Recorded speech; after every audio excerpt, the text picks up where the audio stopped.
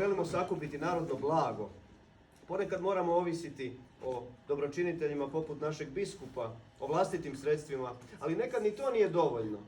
Jer uz sve to, recimo neki nakladnici, nisu sigurni u naše namjere, nisu sigurni u našu kvalitetu, pa neizmjerno ne žele štampati razne naše note. I zato bih vam pročitao pismo koje kanim poslati blagorodnomu nakladniku gospodinu Jakiću u Zagreb. Nadam se da sam pogodio pravi ton, da sam dovoljno pristojan, a i dovoljno drzak da me shvati ozbiljno. Kaže, vaše blagorodstvo, tako kreće. Molim vas, sasvim uljudno, da me skoro obavijestite o mojoj glasovirnoj fantaziji Mi smo braća. Ja sam vam taj rukopis osobno još mjeseca lipnja prošle godine predao, a vi ste mi obećali da ćete tu stvar što prije štampati. Što prije štampati. Ali već je 11 mjeseci prošlo, a ja još uvijek nemam taj komad. Njegova preuzvišenost biskup Strossmayer dao je propitati već 2 puta, zar ta fantazija još nije izišla?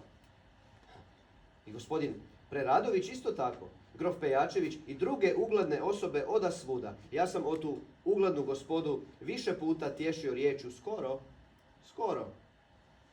Da vi hoćete izdati tu fantaziju, ja to ne dvojim, jer ta će se stvar sigurno sasvim dobro isplatiti, budući da su preuzvišeni biskup Strossmayer i Petar Plemeniti Preradović i mnoga druga gospoda obećali da će svaki od njih veći broj primjeraka uzeti. Biskup je velikodušan i zasigurno će uzeti dovoljno primjeraka da vam svi troškovi budu podmireni, jer to je njima najvažnije, da ne budu, tako reći, minusu. Nastavljam dalje. Ja neću da moja molba bude kao neka prošnja.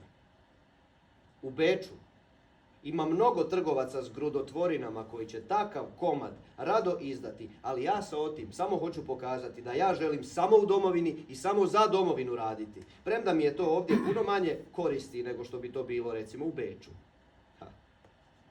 Ali kako jednom za svoje opuse 16, 17, 18 i 19 primih umjesto 60 forinti tek neke muzikalije, čini mi se da ću i ovo na posljedku dati štampati u Beču.